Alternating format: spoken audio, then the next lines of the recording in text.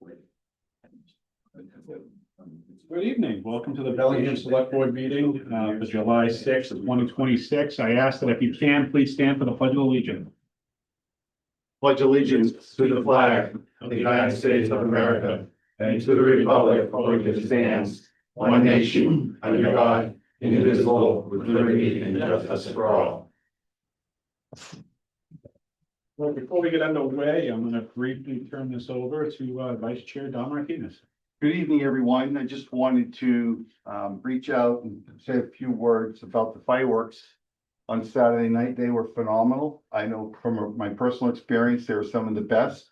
So I'd like to thank our town administrator, Mr. Layden, Fire Chief, Mr. Miller, and Police Chief Fitzgerald. I thought they did an outstanding job controlling what I thought was a very calm but controlled crowd. It was just a blast. And whoever made the decision to start them early, that was an outstanding decision to start them 20 minutes early, because by 9:40, it was coming down pretty good as I was walking to my car. So I just want to thank everybody, because I was ready to make a call and say, start them now. And then they just started, because I really appreciate it. I know all the folks that I spoke to, they really enjoyed it. And actually, I had some friends from out of town, and they say every year we come to Bellingham, and Bellingham doesn't, they just do a great job. They just do a fantastic job with the fireworks. So thank you. That's all I wanted to say. That's outstanding. I wish I was there. All right, so we're going to start our meeting. I'm going to turn this over to the Finance Committee for a joint meeting for end of year transfers. Finance Committee meeting, we have 4 members present. We have a quorum. The meeting is called to order. All right.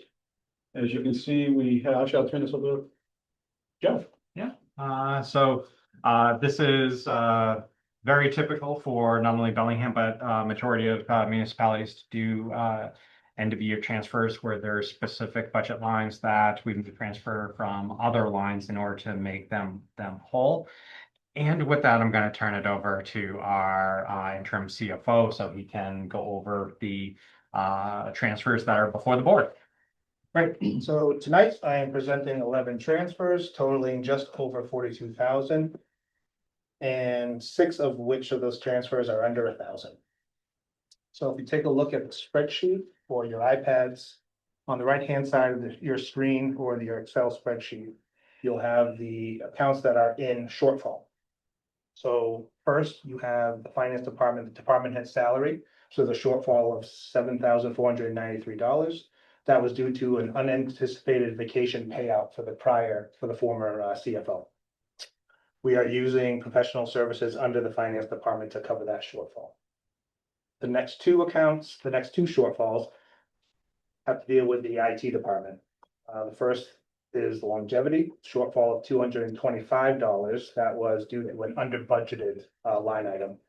The second is the hardware software maintenance, which that was due to unexpected costs due to fiber line repairs to a total of $8,075. Both those line items are being covered by the public buildings line item, the assistant carpenter. So we had an assistant carpenter that had left halfway through the year. So I knew that there was money left over in that account. So that's what we're using to cover those shortfalls. The next is on the job injury. This was due to unexpected employee injuries, mainly due under the fire department.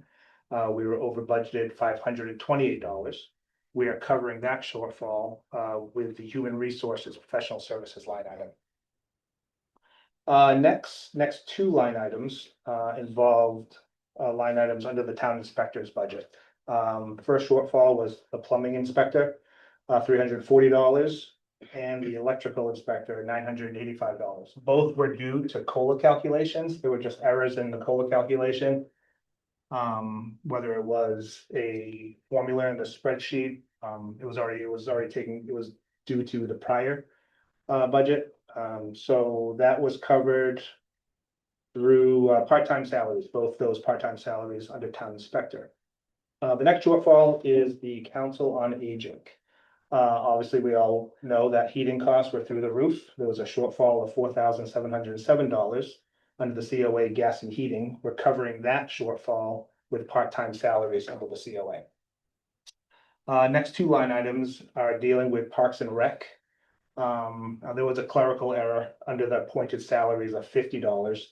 And the next was a shortfall of $7,149, and that was due to an unanticipated replacement of the utility trailer. And we're covering those shortfalls with salaries under the Parks and Rec. Mr. Chair, may I ask a question regarding that?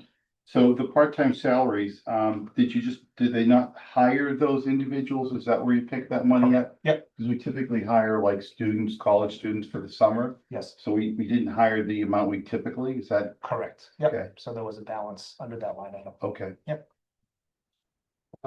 Next line item is gas and oil. There was a shortfall of $12,500. Now, again, the inflation of fuel costs, it's not surprising. We're covering that shortfall under highway through motor vehicle parts and accessories. And lastly, under the select board, there was a clerical error due to COLA calculation, the shortfall of $26. And we're covering that shortfall through printed line item on the select board. Do I have Any any, questions? do I have a motion to, move the recommended transfers as presented on the schedule? so moved. Second. All those in favor? Aye. We need to do a roll call vote, Oh. and Jen, can you just point out that Jen's on? Jen is on Zoom, so we do have to do a roll call vote.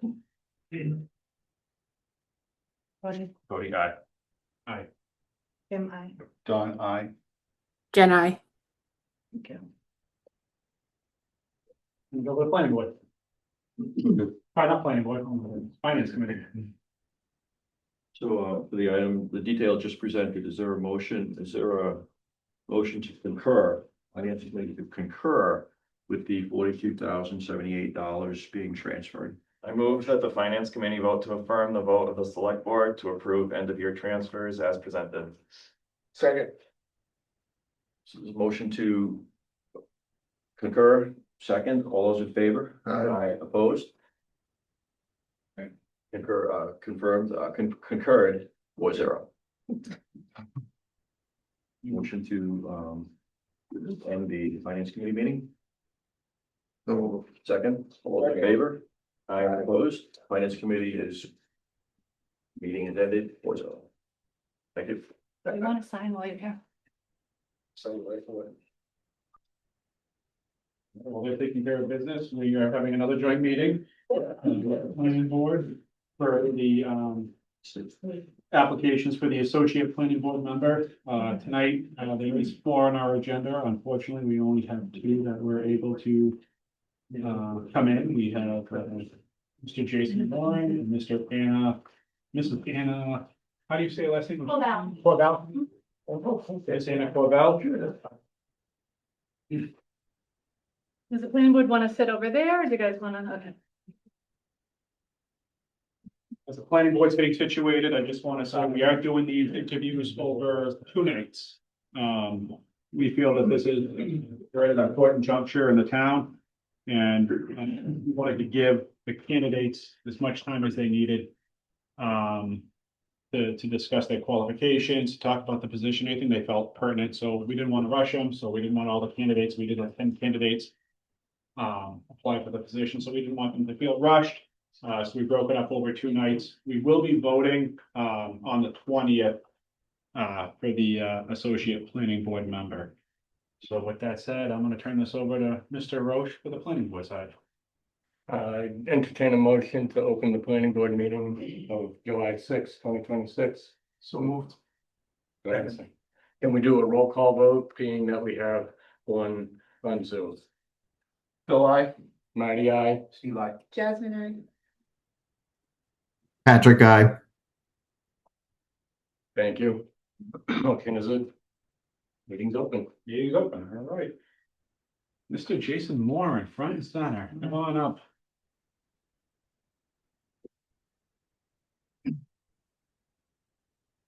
How you doing? Good, how are you? Good, nice to meet you. Nice to meet you too. Yeah. So why don't you start by telling us a little bit about yourself and why you think you'd be a good fit for the associate planning board member? Okay, sure. I've been a resident in Bellingham for 10 years. So kind of what sparked my interest in this was I'd say the first 5 years I lived here, I really loved the town. Things are operating very well. I think we had one of the lowest tax rates in the area, if I can remember correctly. Since then, there's been 3 overrides. And that kind of really got my attention as to wanting to be more involved with it. I honestly haven't really participated previous to this. I wanted to better understand some of the issues and how we got to that point. My qualifications, I really don't have a background in anything with public service as far as local politics. I'm a graduate of the Naval Academy, have an MBA from Pittsburgh State University. And I've worked for the past 10 years in the private sector as a supply chain planner. So I'm just looking to help any way that's possible, use whatever skills I have and, hopefully contribute in a meaningful way. Saw that you served in the Marine Corps. You Yep. want to tell us a little bit about your background in the Marines? Yeah, sure. I was in the Marines. I enlisted. I was in the reserves for about 2 years, and that's when I got picked up to go to school to the Naval Academy Prep School in Newport, Rhode Island. From there, I attended the Naval Academy. Went through officer training in Virginia, supply officer training in North Carolina, and was stationed in Camp Pendleton, California. Did a little bit of time in Central America. I didn't go over to overseas to the Middle East at all. I was a supply officer during my time there. That's a little bit about the supply officer and the role and what it entails. I know what it entails. Okay, yeah, sorry. So I was basically a fiscal officer in that position. I'd oversee funds and expenditures. It was my job to kind of stick to a budget of what we had. A lot of the stuff that I oversaw had to do with weapons, maintenance of vehicles. So we'd have to purchase oils, gasoline, different maintenance equipment. When you're thinking ground operations in the military, it's a lot of ammunition, food, things of that nature. Bandages, we call it, for first aid and, medical equipment. So I had a kind of a budget I had to stick with, track to, kind of ensure that we weren't exceeding it. If we were, had a controller I'd work with, kind of give them the warning that it looks like we're gonna go over budget here. How do we do this basically and get funds to ensure we have what we need? But yeah, and that was pretty much it. And that was in direct support at the time of OEF, Operation Enduring Freedom in Afghanistan. So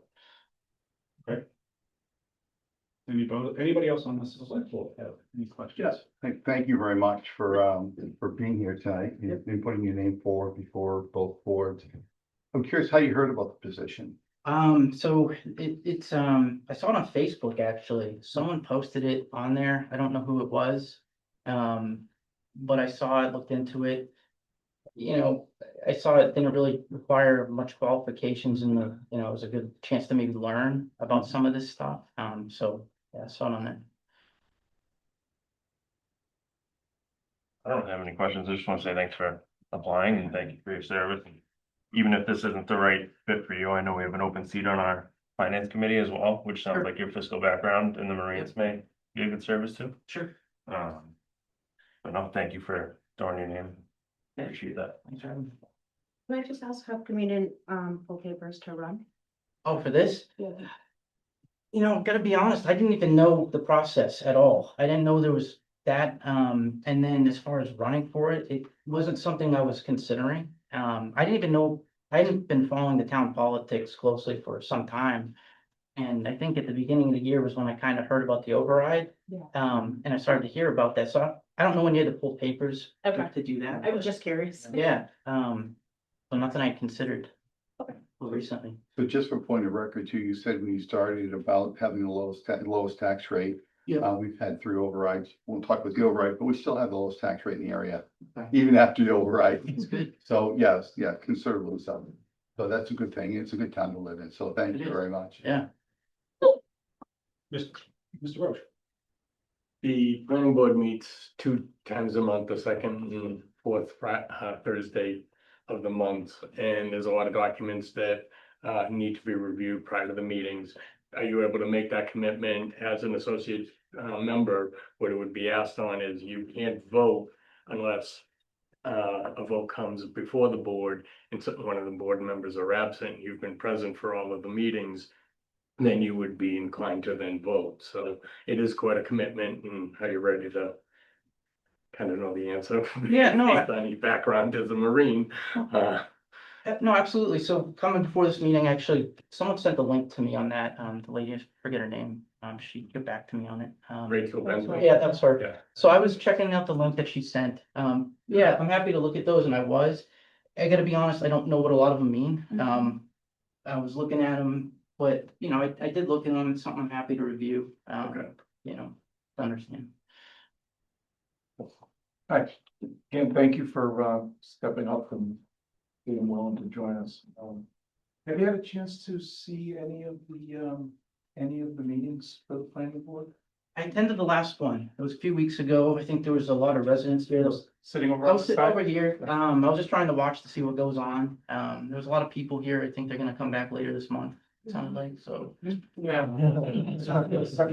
Just a few. Have you been involved in any projects around town, like as an abutter or anything? Oh, no, nothing like that, no.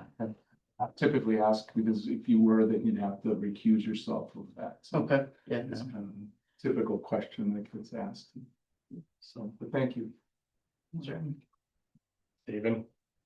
Thanks for applying. sure, thank you. Appreciate it. I know you sat in on the last meeting, you said, but have you done any other research, as to what the planning board does and not that I expected you to, Yeah, but it's a question, because I'm curious if you know what our primary responsibility is. no, that's, so I was trying to understand that from the last meeting. I was looking into it. It sounds like there's a lot of zoning that goes into it, and you're looking at different plans and essentially approving plans, you know, for new developments and construction, if I'm following that correctly. But it sounds like sometimes it can get kind of, like it's in, one of the projects is in land court, I think is my understanding at this time. So you're kind of on hold until they come back. But I saw it as a good chance to maybe help expedite and approve projects in the town. You know, specifically to raise revenue for the town, was kind of my goal. I don't know if that's a correct understanding, but. And the other thing I wanted to, this is more pointing out something than asking a question, but we deal with, you know, land use, zoning bylaws, safety, engineering. And I'll speak for myself. I'm not familiar with every single aspect of it. So at some point during the course of an application, I would need to consult with someone that knows more about civil engineering than I do. Sure. So if you are appointed, don't be afraid to say, I don't know what they're talking about, because I still do it when it comes to certain aspects of it. And our town planner and other board members may have information for you that can help you, because at the end of the day, if you do vote, you want to make sure you have all of the information to make an informed decision and or vote if you're in that position. So if you want to mention that. Darlene? Yes, hi, Hi. nice to meet you. Likewise, I was born in San Diego. really? Oh, Yes, nice to hear yes, it. my parents met there, and my husband did a similar job in the Marine Corps. Really? Okay. Yes, Oh, so I find it so funny how just you're like, oh yeah, this is just what I did in the military. Thank you so much for your service. I will say that is very confusing what the planning board does. Sure, The yeah, information on the internet is also very confusing, Yep. but there's a lot of training that is available, so you'll be Okay. able to learn a lot. I also wanted to join the planning board for the same reason. I've been here for a month Yep. and I've learned a lot. Okay. See, this has been very helpful. And also the other planning board members are very available, so it's not as overwhelming as it seems. But Bellingham is a small town. You've been here for 10 years. Chances are you'll end up voting on something involving someone that you know. How do you imagine that going? What are the pros and cons of doing something like that? yeah, I think personal relationships are important, but you gotta separate it for what's probably best for the community, in that situation. And, you know, if your friendship or even familiar relationship suffers because of that, I mean, that's gonna happen. I've had other obstacles in my personal life, probably more difficult than that I've had to, you know, raise with people, so I think you gotta do whatever. I mean, I'm here to represent hopefully myself and in the town is kind of my goal, not necessarily my friend. So if there's something that a development that for whatever reason, they don't like the landscape architecture plan, you know, that's something like, it sounds like can be discussed maybe, you know, down the road to the side, but I think sometimes you gotta just look past that, regardless. Okay. So what is, so you've been here for a while, so what is one thing that you like about Bellingham? And what is one business that you love that does not exist here? Oh, okay. So the town, I think what I like most about here was it just seemed like a great place to like have a family. I grew up in Milford, and Milford's actually kind of gotten bigger since I lived there. And Bellingham seemed like a quieter, like kind of town, when I came here. So I appreciated that. It was, industry, but I'm not directly impacted by it. It seems like there's not a lot of crime here, that I'm aware of. If it is, I got into a really nice neighborhood. So a great spot to raise a family. That's, and not to be quite honest, it was what was available as well at the time. So I landed here. So happy I did. And then, one thing that doesn't exist here, that I would probably be interested in, I like aviation. I know Oakdale's got the airport, so I don't know, but it'd be nice. It's pretty close. Hey, pilot? I know, I'd love to. I took, some lessons in, a little like single prop, like plane where it's got like a lawnmower engine on the back. It looks like a glider, and, I'd love to get into that more down the road, so. Come talk to me. I fly. Do you? Okay, all right, well, all right. Learn something new every day. Okay. And I think that that's one of the challenges of Bellingham. It's overwhelmingly residential, so. Yes, yeah. Where you have to get your tax dollars from. All right, and then my last question for you is, you mentioned the recent override. Yep. As part of your motivation to apply. Sure.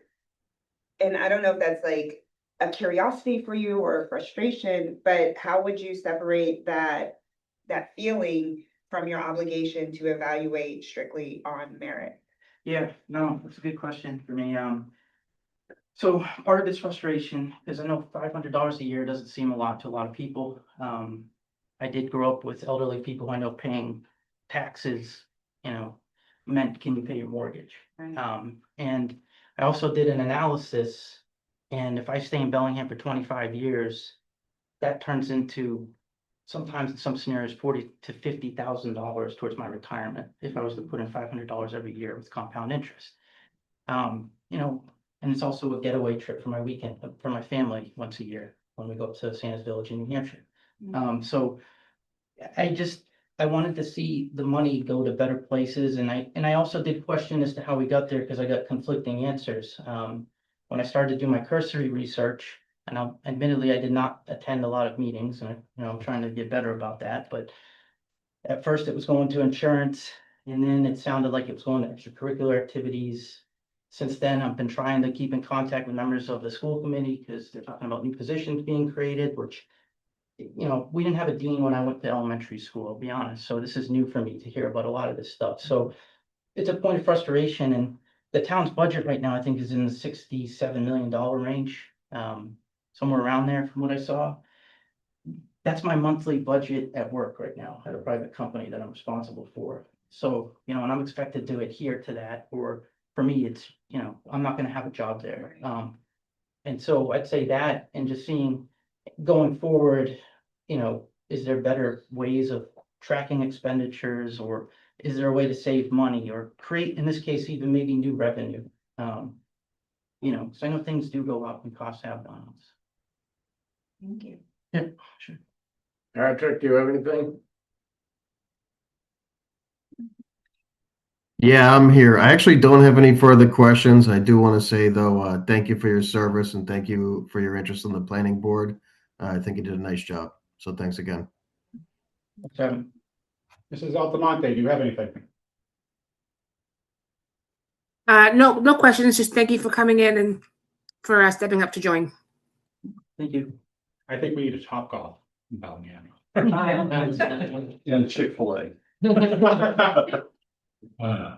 I have one more question for Sure. you. Being a fellow Milford guy, Yes. jeans or an Olivas? Oh, well, the leave is, I think you have to, that's the default. Thank you. Nobody else has any questions? No, I like that. Thank you. Thank you very much. Thanks very much. We will have our decision on the 20th. All right, thanks. Thank you. Thank you. Thank you. Thank you. Good night. Yep. Ms. Corbett.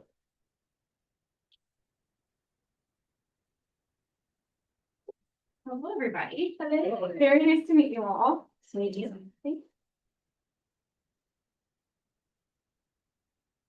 Similar questions. Tell us about yourself. Tell us what made you interested in the associate member of the planning board. Sure, absolutely. So my answer to that is kind of threefold. First, I've just moved to Bellingham 2 weeks ago with my husband. Congrats. Thank you very much. And secondly, growing up, my hometown's Hopkinton. I was very involved with the town. And it's something that I would like to continue now that I'm able to put down roots and kind of past that growing your career and moving all around all over the place stage of my life. So a little bit background on that. I first thing I did for the town was I was part of a team that examined the impact of the Price Chopper complex on the watershed. Second thing I did for the town was actually when I was in college at UMass Amherst. As part of my degree, I did an independent study that took a private collection from someone in the town that donated it to the Historical Society. So I cataloged that and identified all of the artifacts that were in that collection. And then the third thing is my professional experience as well, I think really lends itself to this role. The beginning of my career was in the nonprofit and accounting sectors. And then the last 4 years, I had been in property management in both suburban and urban environments. So currently I am located in Providence for my career.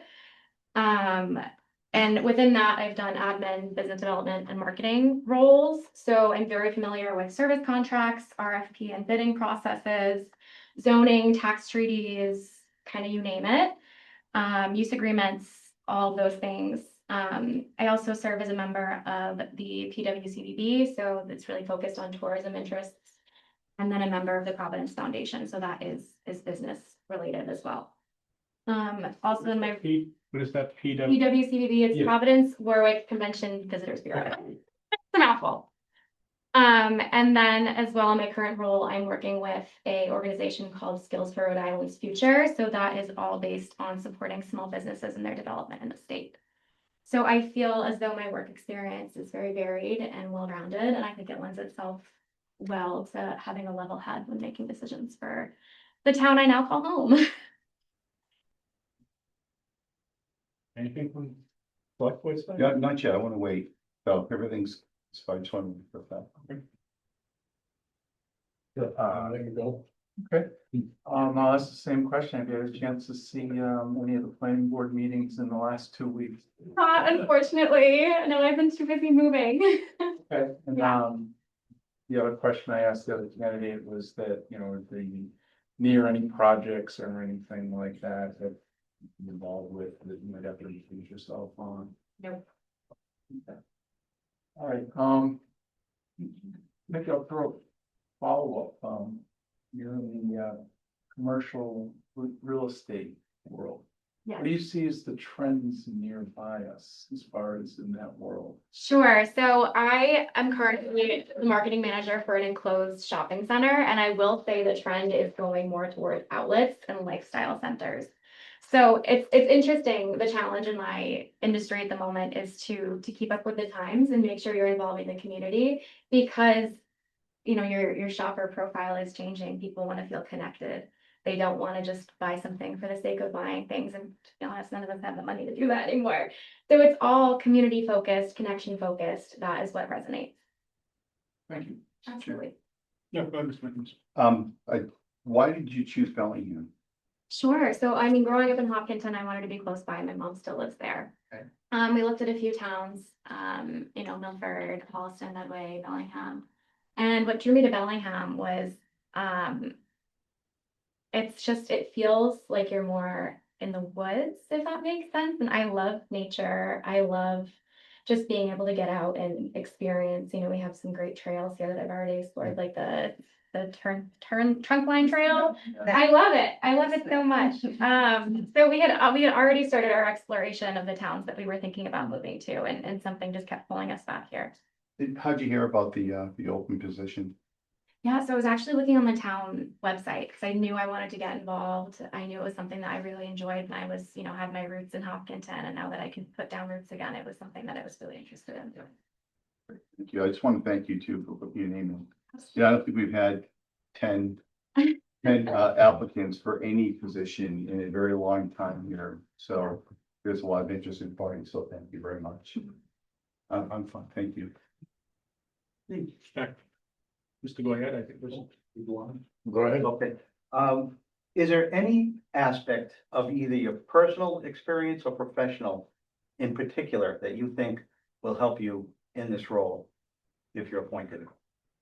I think I'll just go back to the fact that I've kind of had a hand in a lot of different roles, and I can see one situation from a lot of different perspectives. So I can see it from the small business side, I can see it from, your commercial real estate side, I can see it from historical conservation. I think I just have a lot of different lenses that I can apply to situation. I think that is my biggest strength. That was all I had. That's good. So people have already asked you what you like about Bellingham. I also moved here because of the woods. I love it. They all disappear during the winter, so that's very disappointing, but I'll still okay. get out there. Yeah. Get some snowshoes. I'm from the south, so it's that's the only reason I'm disappointed the trees disappear. Yeah. I will ask the same question I asked, what's one business that you do love that does not exist here in Bellingham? Sure. So I'm really into frozen yogurt, and I don't know if it's because I haven't explored the town enough yet. We don't have froyo. I would love froyo. Yeah. Having just moved to Bellingham, how do you see your short residency affecting your view of Bellingham? Sure. I mean, I can absolutely see it, being a negative thing and that I don't have the background in history, but I can also see it as a positive thing because this is where I see my future. So I'm very invested in the development and how Bellingham continues to transform. Another question was asked, have you seen any of our planning boards, but have you seen any planning boards from like any other town or anything like that?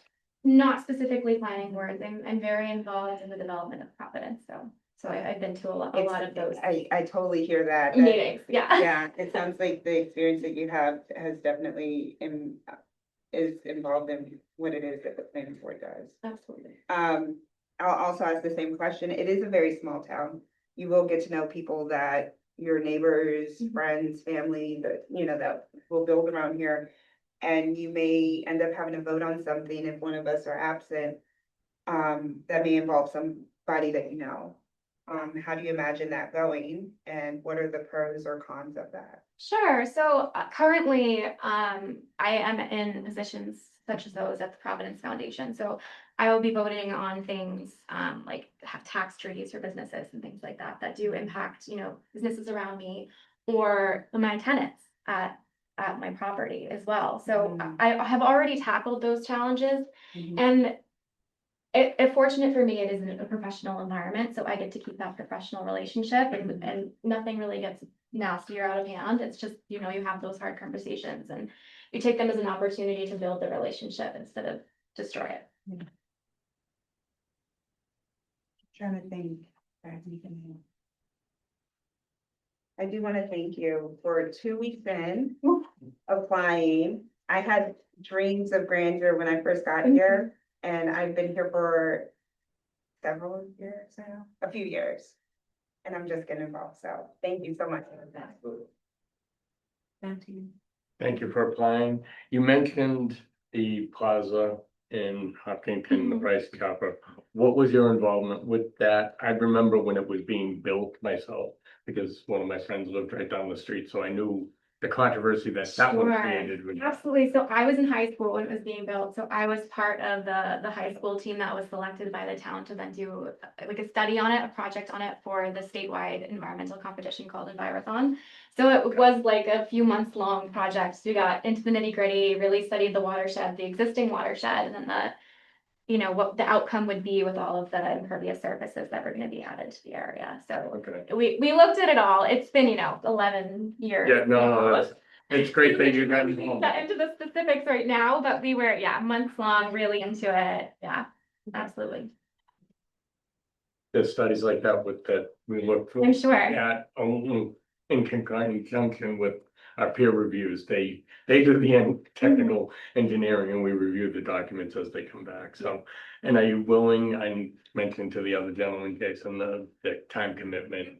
It's twice a month and Yeah. some of the meetings, as you'll see, they've gone very late. We've gone till 11 o'clock since I've been on the board. So there are some times that it is a commitment, so. No, definitely. I'm ready to do that. All right, Patrick?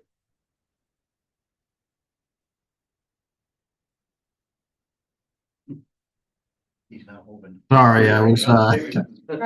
trying to unmute myself here. I actually don't have any questions, but I do appreciate your time. I appreciate your interest in the planning board, and I wish you the best of luck. Thank you. Thank you. Mrs. Altamonte, do you have anything? Nope, just an appreciation for coming in tonight. Thank you.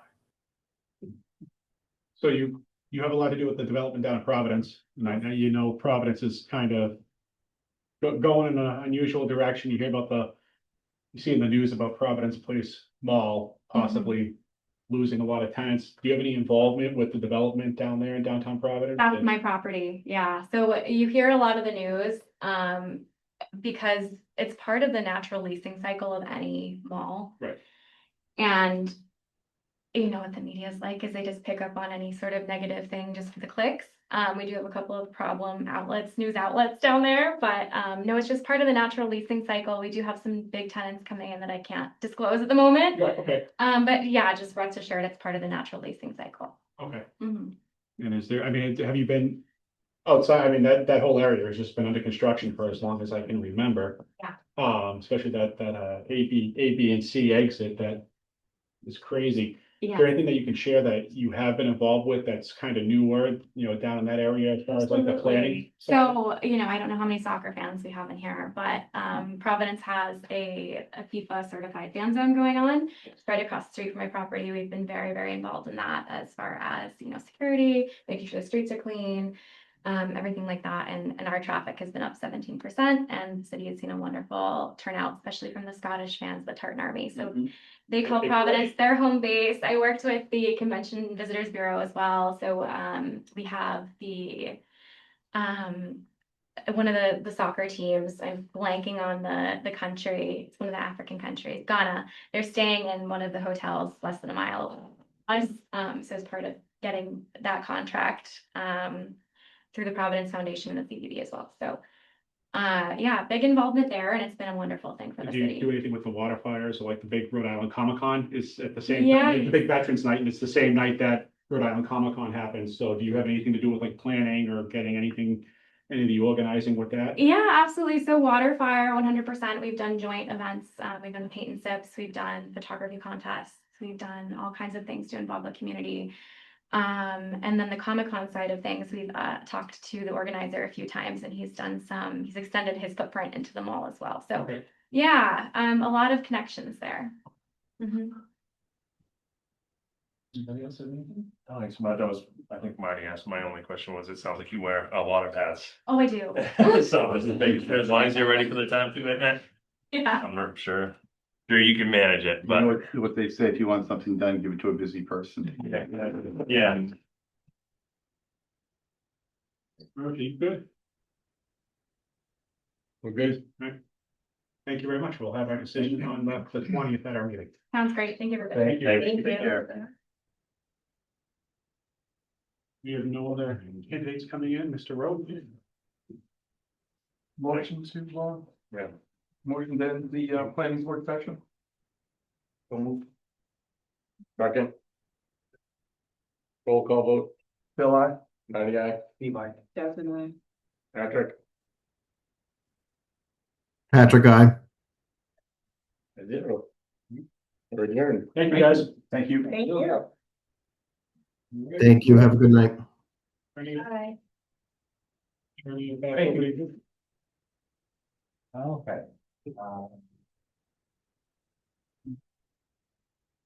So with the board, I'm just pulling things up here. At our last meeting, we were discussing trash rates for 2027 and had reviewed with the board prior year budgets, also projections for FY 27 and two options that staff had presented. Besides myself working on this and Chris, also Jesse in the audience is here and is able to also answer any questions as far as should the board may have on specific details. We also do have the consultant, Matthew Abrams, who did the trash analysis study as well, if the board had questions on the study itself. Just to sort of hit the high points. Option one that we had presented at the last meeting was a 12.5% increase followed by 5 and 5. We identified those rate changes, and then an option two with 7.5 across the board.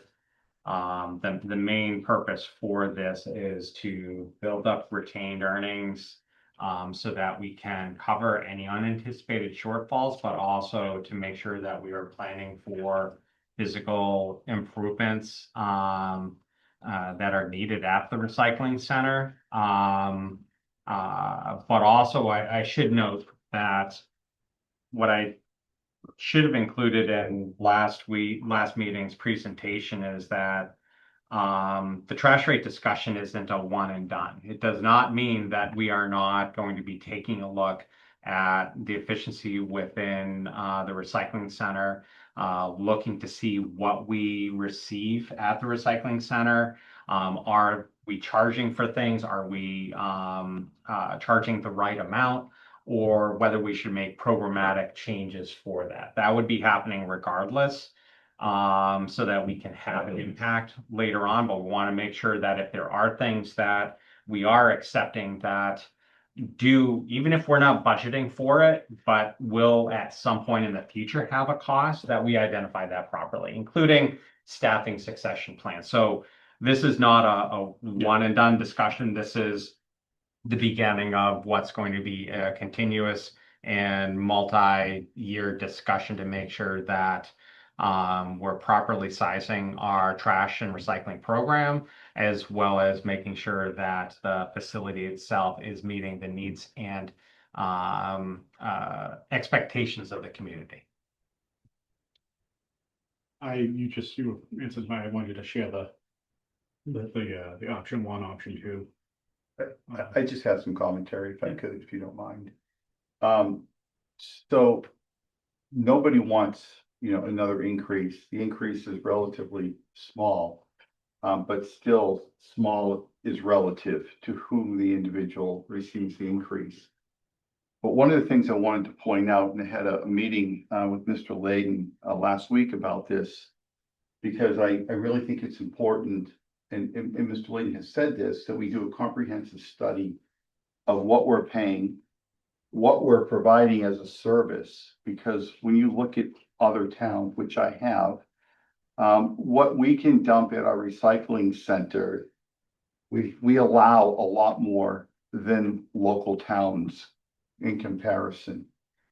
The cost, in just an example, I know for a fact in Medway, and this is from personal experience, I use that because my mother-in-law lived there and we had to empty her house. And when we tried to take some things down that you could normally take and they don't take anymore. They said, we'll let you take 3 items a year. Doesn't matter what it is, call ahead of time, put it at the end of the driveway, only 3 items a year. Well, that's metal. That's a number of things that, the town of Bellingham enjoys. Now, why I asked for comprehensive study is because not everybody in the town uses the recycling center.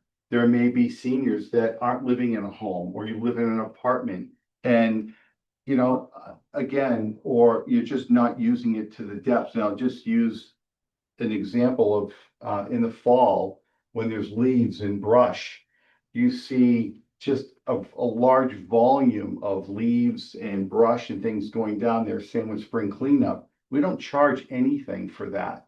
Other towns charge a fee. They charge $50 for a permit or $75 for a permit.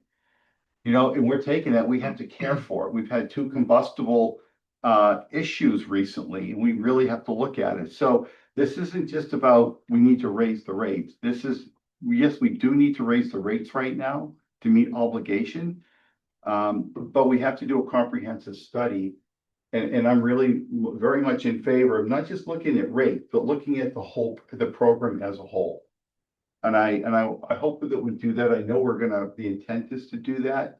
But for those folks now, and I'll just give an example, I have never dropped a bag of leaves at that recycling center in 43 years, or brought a tree or anything like that, because I have woods behind me. I use my woods. So I wouldn't need a 50 or 75, but for those folks that don't have that and they're dumping, maybe they should pay for it. So I think there's a lot of towns that actually make you pay for the leaves. There are.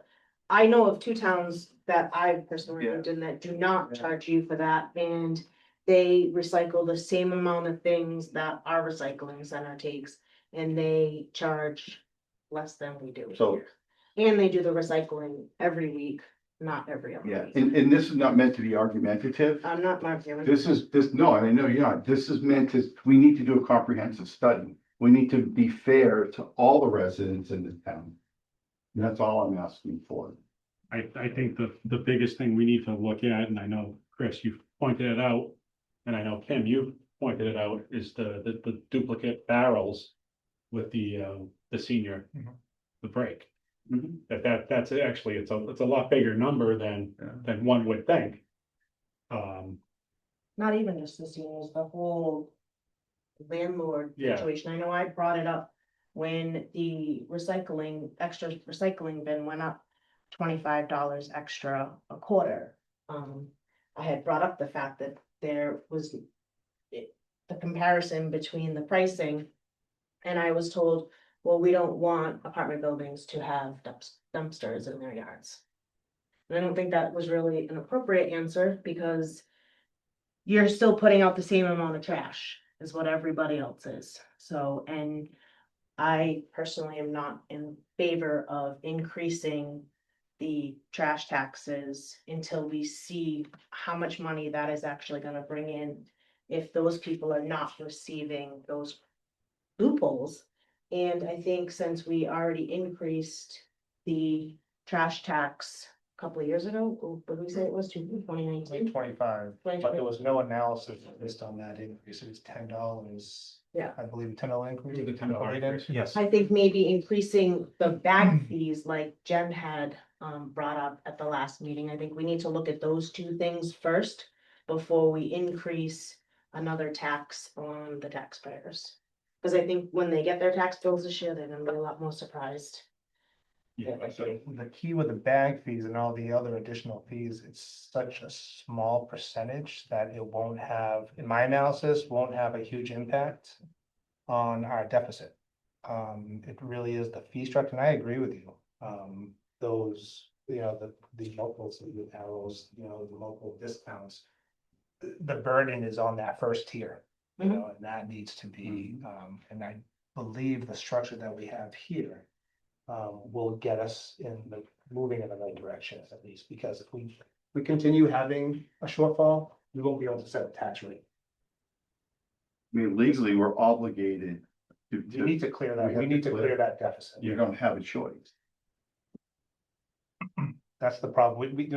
I'm a new set of eyes here, and I've been seeing the can being kicked down the road. And I think, everything goes up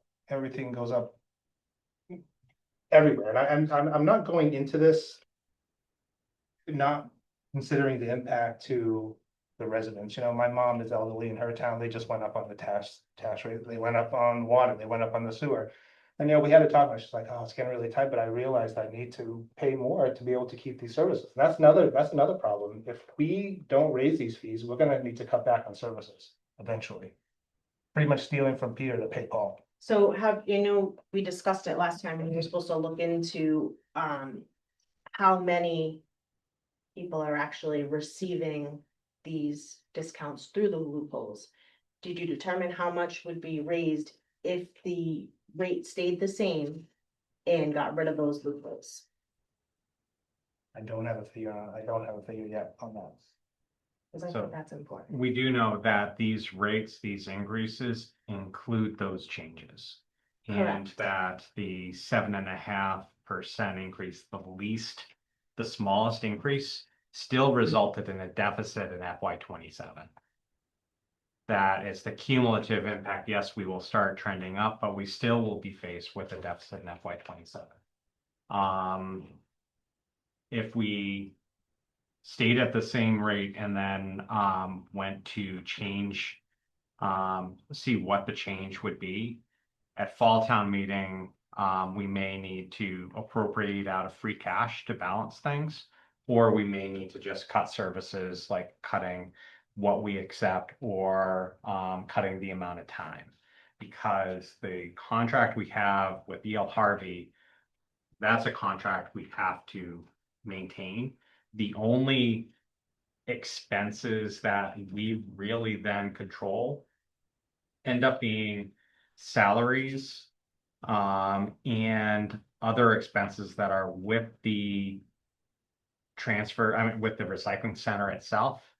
So that, that cutting of services to make up, for example, what was going to be a deficit of $127,000. That basically is almost the whole budget of the recycling center. The no change, and I do want to make sure that the no change option, Matthew, who's on Zoom with us, did not include any of the changes that we identified for the duplicate bins. Is that correct? Good evening. This is Matt Abrahams from the Abrahams Group. So the question is, you're talking about the correction of those charges that we identified, Mr. Yes. Townman? Okay. Yes. No, my analysis does include that. Does include the corrections. In the no change scenario? Oh, no, I'm sorry. In the no change scenario, it does not include it. You're correct. Mr. Chair, may I just ask a question? And I apologize, I wasn't at the last meeting. But for the folks that maybe weren't at the last meeting, maybe, Joe, you could explain to us why we're here. Why are we discussing? What brought us here? If you can just give us, because this isn't something that just, it surprises, but this has been going on for a while, the issue. And you've uncovered it. So we need to, I just think the townspeople need to know why we're here. I think Chris hit it best, where he said we've basically been kicking the can down the road. But kicking what can? Yeah. I just want to, kicking the can's one thing, but I just want a little bit more specificity to why we're here, so the townspeople know why we're here in discussing a rate increase. We know why, but the town doesn't. So, one of the reasons that we're here is looking back over the last 5 years in the table on the screen. It shows that our revenues have been less than our actual expenses for 4 out of the 5 years. That when we go before town meeting, and I can pull up the FY 26 budget, we are using a portion of retained earnings to offset our revenue to make up that difference. I believe, and I don't have the spreadsheet right away. I may ask Matthew if he has it more available. There was, and actually maybe it is here, there was a one-time increase that was a result of town meeting. I want to say it was it in FY 25, Matthew, where I don't see it on this. We had like a $200,000 one-time increase in revenue that was actually infusion from town meeting. Yes. Not ringing a bell for me either, Mr. Town Administrator. Can you provide a little bit more context on that? It was a, Jesse, do you remember, when we had our meeting in the larger spreadsheet, there was money that, had come, we were trying to track where that money came from. It was in the vicinity of 200,000. Yeah, I do want to say that was I believe it was FY 23, if I remember correctly. We saw the increase. We did some research and found that it was a town meeting and supplemental increase from town meeting to account for that. So, and, one of the things, and this is in some ways, it's very similar to what we're faced with health insurances, balancing expenses with free cash. Retained earnings are, for an enterprise account, they're the free cash. Free cash on the municipal side, on the enterprise account side, retained earnings are what typically go for capital projects, but also enterprise accounts are supposed to be self-funding. They're supposed to be set to then make sure that the money that gets raised is what's expended. And our enterprise accounts of trash, water, sewer, and stormwater are all supposed to be self-sustaining. We get into situations where we're infusing free retained earnings or other appropriations into an enterprise account. That just competes with other budgetary demands, whether it's schools, town hall, parks, police, public safety. We end up in a deficit. Yes, we may not have our tax rate set, but if enterprise accounts are in the negative, when we close out the books and this DOR goes to certify free cash, that then comes right off the top, and we're then that amount less that's available for our future capital plans. So I think that's really all I was asking for was an explanation. And you look at over the last 5 years and we're losing money, on trash. And we're not looking to make money, but we can't lose money on trash every single year, which is why I've asked for a study to find out what can we do to adjust the program so we don't lose money, but we don't overtax the residents of the town.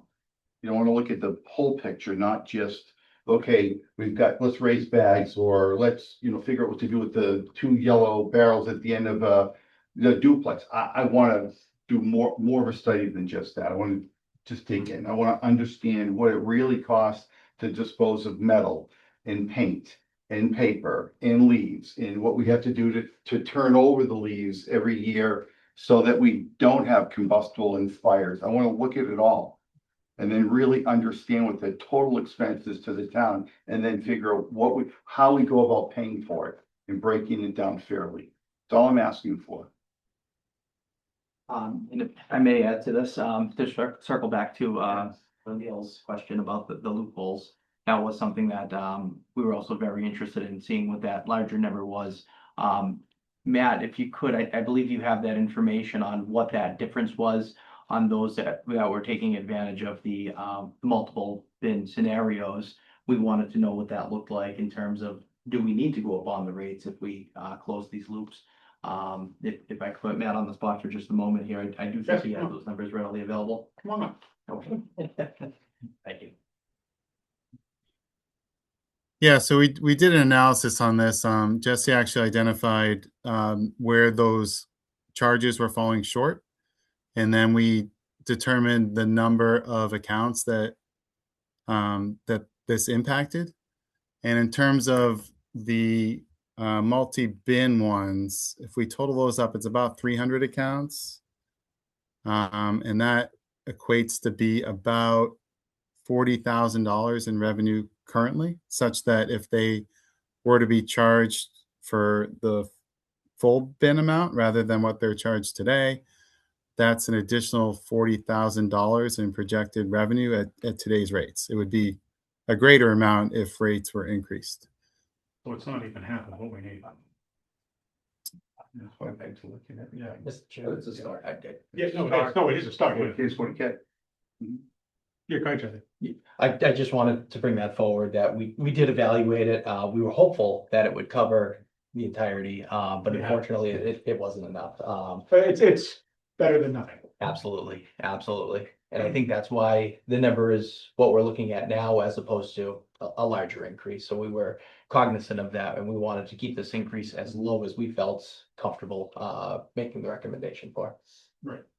And how, I mean, in the bags, I think, Chris, you said the bags was a couple hundred. Small, well, the revenue now from the bags and all the additional charges at the recycling center for year to date was about $26,000. Right. So it's not, So we can't I mean, what we're doing is basically. that was fiscal year 2026. Yeah, so I mean, 26 grand. we need to adjust this to kind of stop the bleeding and then do the study, because we have to do this one way or the other. There's really no way around this. We have to do this. But then we have to run the numbers, but we can't set the tax rate if we don't have this on it. So my question, just because I'm looking over some of the numbers, and I am all for giving seniors discounts when they deserve it and everything, but if they have a multi-family, their household should have that discount. Their rental property should not. According to these numbers, they're still getting a discounted rate for having multi-properties. Multi-family. If I may, on this, we agree. We think that the discount should apply for the initial set, not the additional sets to follow.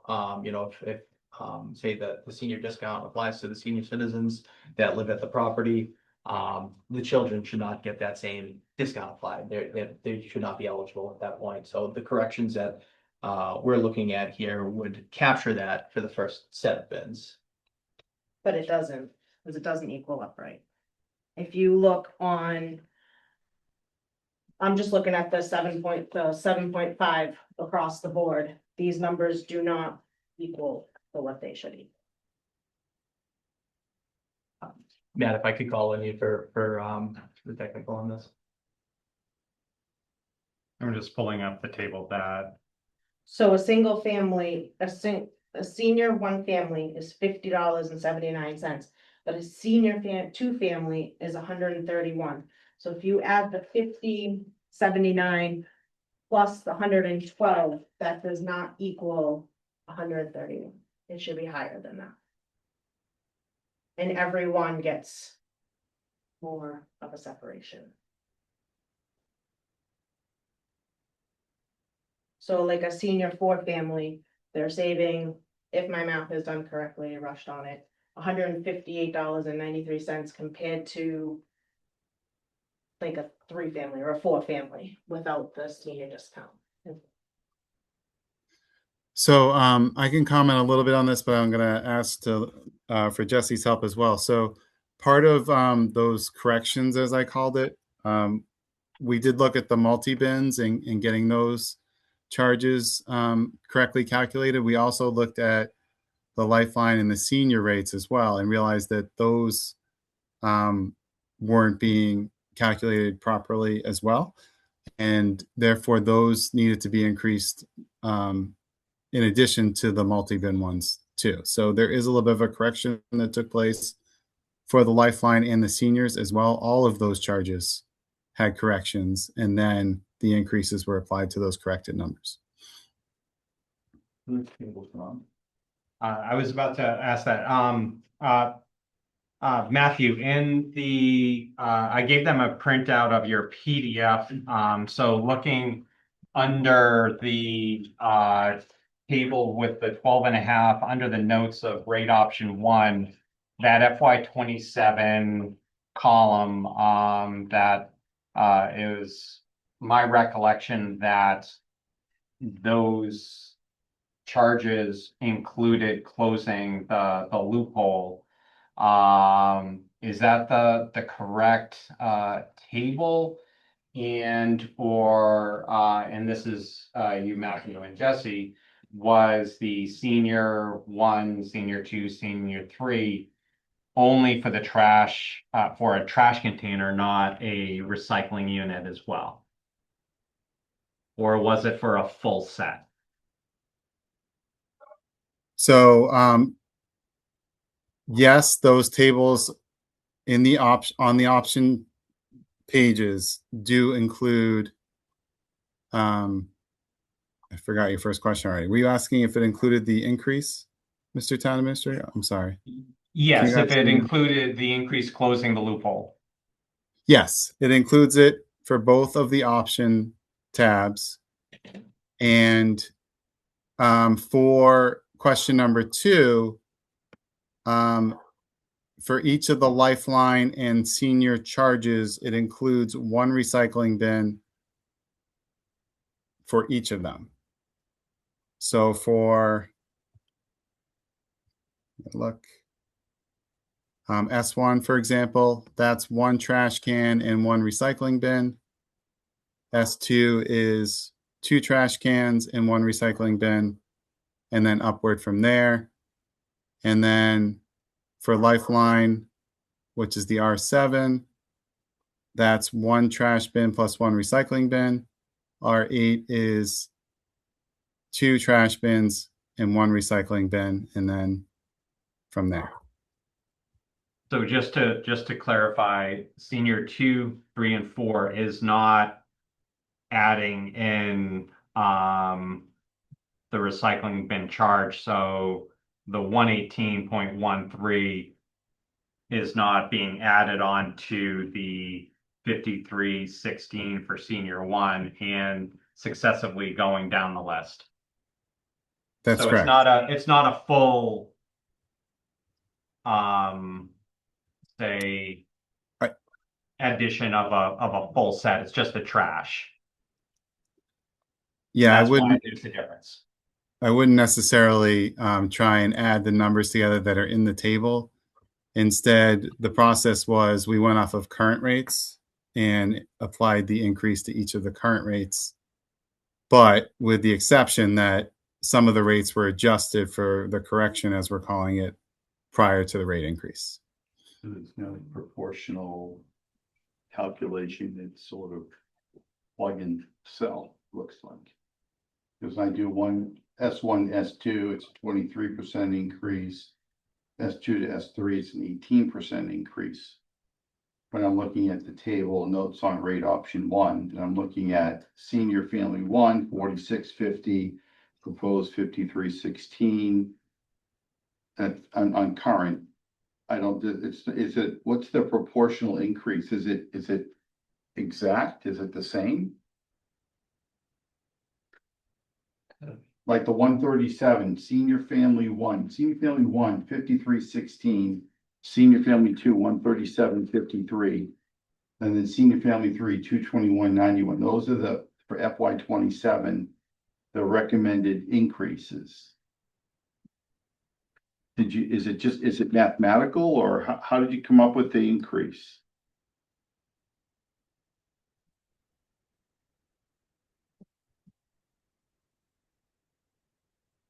Is there an answer? If you do, the way I just did the math, if you take out the cost of recycling only 33.75, it works out, the math works out for one additional barrel for the standard cost. So if you do the senior cost plus one just additional trash barrel, which is removing the 33.75, it comes out to 137.53.54. But people aren't gonna be thinking that they're not gonna be getting 2 recycling barrels for a 2-family.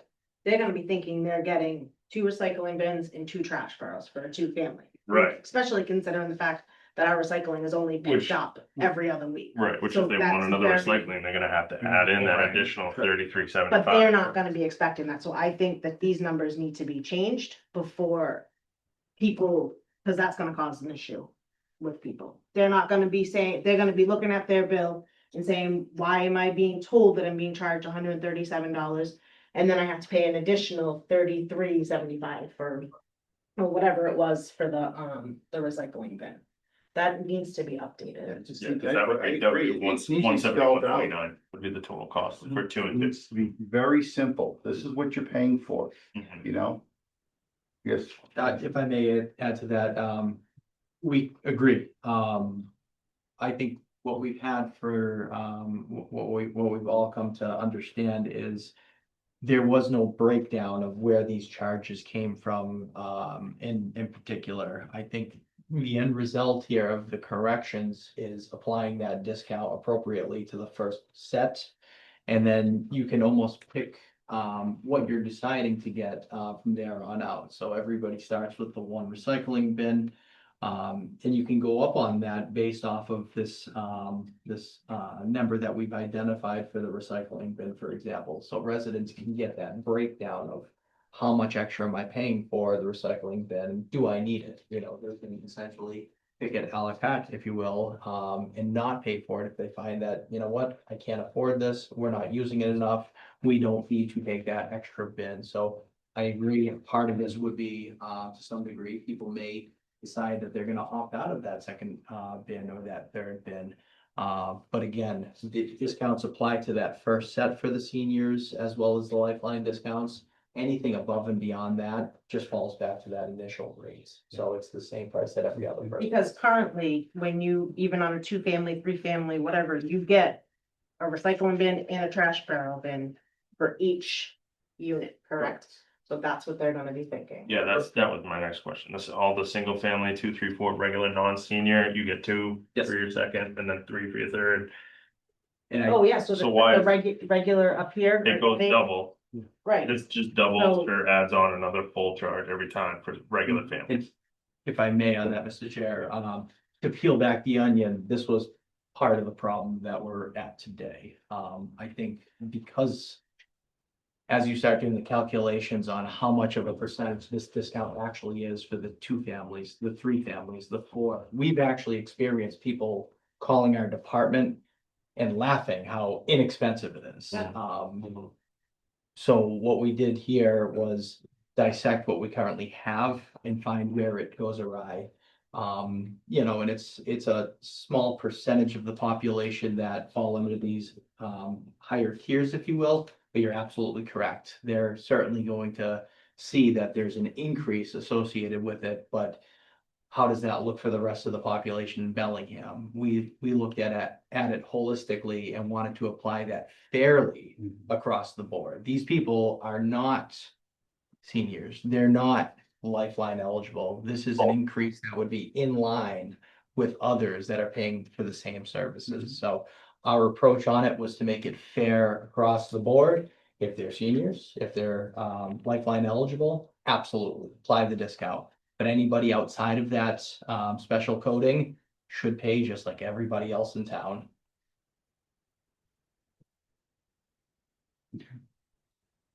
So now we just have to make the vote on. Well, Mrs. Altamont, do you have anything you wanna say? I'm struggling with this a little bit. I think we all are. If it's not clear to us, it's gonna be hard to communicate it outwards, but In my nothing head, should be right, off the table. in Everything my should be, head, Rick, it should be as simple as you have that first set of seniors at the discounted rate. After that, just if it's the 7.5%, just add the 112, the 225, Yeah. the 338. Yeah. Right. Not this weird Yeah. sliding scale where you maybe get one barrel, you maybe get recycling as well, because it's super unclear right now. So you get halfway down this list and what you get changes. Yeah. For a different cost. So it seems very confusing right now. But it seems in my mind, it should be a lot simpler. And if I may, Mr. Chair, on that note, I think these rates, these codings that we have in front of us are items that Bellingham is familiar with. So to some degree, we wanted to keep that because people that have these codings know what they are. They know that they're a 2-family. They know that they're a 3-family. To your point, Mr. Spencer, I don't disagree. I think you could almost have a single rate, and any additional items that you pick to add to it, just tack on accordingly. This, Card. You got a base Absolutely. fee and you charge them à la carte for the additional, whatever it is they need regardless. absolutely. Easy way to do it. And I think what we've done with this correction here is essentially identifying that everybody gets that one recycling bin. It's just a different rate depending on how many trash bins they end up getting. But you can almost do that same thing à la carte, where you have a situation, you either fall under the senior coding or the lifeline coding or the standard coding for that matter, and you just pick the services that you need accordingly from that point. So there are three, that you've got just the standard, as senior, and then you have lifeline, there's nothing else, right? Just the three codings. There is one additional, it's the special. It's actually for trash and for recycling, and this one, interestingly enough, we did do the research on it, and it does actually charge accordingly. It charges for the for trash and the for recycling with the breakdown of our math, pretty close. So this one here is, it only happens with two residents or two properties in town, so it's not a big Okay. moneymaker, if you will, but that is about the only one that's different than the rest. So What does that consist of, a special? Like, it's for residences within the one address, so it's for trash and for recycling. It's just a much larger amount for some reason, and it's SP is the coding, and they get a much higher fee, as you can see. Because They have 4 trash barrels and 4 recycling bins? Correct. And with that breakdown that I tried to explain, my apologies if I didn't get it across too smoothly, but the breakdown of per trash and per recycling does add up to roughly the number that they're currently being charged. So that is actually in line with what we're proposing for the others. So why were they just not a 4-family? Just curious. It's a good question. That's the same exact thing. Yeah. Like, Yeah. Again, these are things as we peel back the onion, the corrections that we want to make. Oh. Yeah, And then you have a home where there's really, it's a 3-bedroom house with 2 baths and there's 12 people living there. You know, so they want 2 and 2 because they produce more trash and more recycling. And with One ADUs, address. right, and with ADUs being the hot topic now, you know, this issue is only gonna get worse if we don't correct it. what would be an ADU considered? As a 2-family or is it a 1-family? So I believe that depends on how it's configured, whether it's a split or if it's an ADU within the same household, my understanding, so, Or it's a separate dwelling on that property. It may have a 334A or 334B type of an address. yes, so there's a lot of interesting things like that, again, we're looking for consistency, transparency, and having it fair for all Bellingham residents, closing some of these loopholes. Yeah. And one of the things from an administrative standpoint, when looking at this, because we had this discussion as well, to basically almost have it as an a la carte. We're then rehashing sort of the whole program, changing how people were previously classified as one, then we're changing them to another. The amount of advance notice that we would have to provide also on the back end from our billing to change all of that. That also is not something that can just happen in a month. So any sort of consolidation. So for example, if we want to have a senior rate and then we said a la carte and additional trash is this, additional recycling, and basically they picked and choose to reconfigure that and to then we'd be making changes to how we're billing them. That would require a lot of communication, and while if we were starting off that way, would be very straightforward. People are very often creatures of habit. They know their bill, they know what they get, they all of a sudden see a change. Who approved this? Why did it? Why did it happen? And they're calling all of you and they're calling me. They're gonna be mad that all of a sudden their recycling bin is removed from their property because they're not paying for it a la carte anymore because they're thinking that it's supposed to be coming with their trash that they're paying. So what do you need from us now? Just the.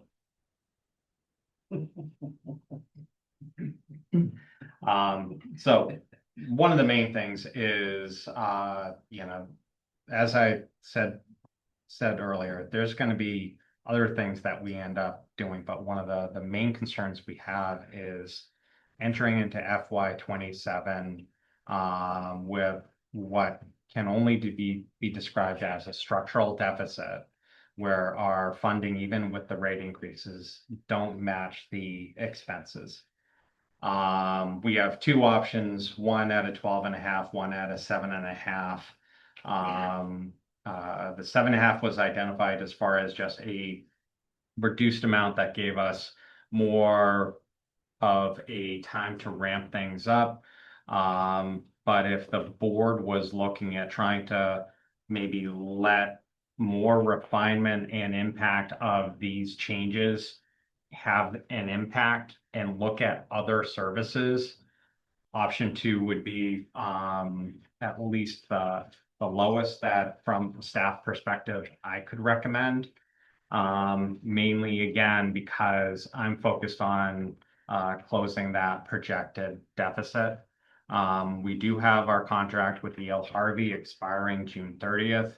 I've talked to the chair about going out to bid. Going out to bid does not necessarily mean we'll get it cheaper. Right. But at least it is something that then we can go.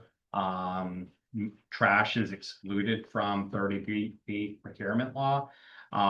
They are also on the state bid list, but at least we can look to see what is in the best, what is best for Bellingham, either going out to bid, looking at the state contract, or even extending the current.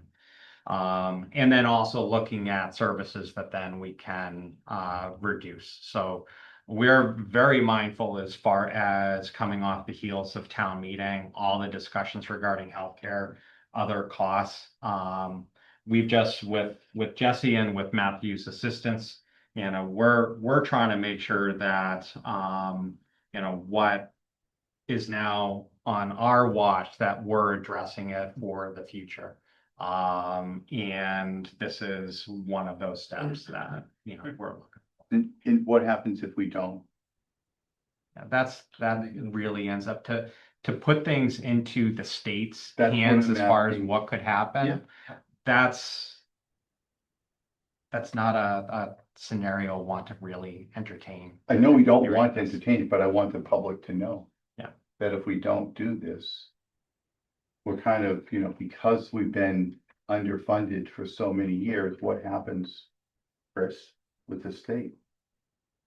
Well, we'll have to clear that deficit. We won't be able to set the tax rate and Well, they'll come in and that's start, what I want you to- they'll come in and start telling us this is what you need to do. And that's And what I'm honestly, trying to avoid. yeah. I don't want to scare anybody, but I really Yeah, want no. the town to know that we're doing everything we can to change things, and it'll take us some time, but we're kind of between a rock and a hard place. We have to do this. We can't have this account be underfunded the way it has been, or there are consequences to the town. And I hear what the board is saying, definitely Kim and Cody, like simplifying the scale. I definitely agree with that, and more work I think needs to be done there. But I think right now we need to focus on these rates. We're in a difficult position here, we're gonna continue to be in a deficit. We're not building our reserves for capital improvements. We haven't even talked about capital improvements. So yes, do we need more work on it to simplify this? Absolutely. But I think we need to really focus on whether it's a 7.5 or whether it's a 12.5% model. It's a tough decision. We're not going into this lightly, but we need to move forward on this fee increase because we haven't had one in quite a while. A significant one in quite a while. Correct. Oh, you just had one, would you say it was 2025? Yeah, 10 of us. But you're going up about the same amount, but nothing else has increased besides the mattresses at the recycling center. So the trash bags haven't gone up, there's no other fees that have increased at the recycling center. So to say we haven't gone up in a couple of years, only really a year, 2025. There was a good amount of stuff that we took away the free disposals at the first four tires. I think maybe TV. The TVs we increased, the mattresses was state mandated. Correct. And the print mattresses, we didn't But get those that's- for free anymore. That's So there was, changed. We were given that. there's been a significant amount of changes. There have been. But I think the other point is that, doesn't.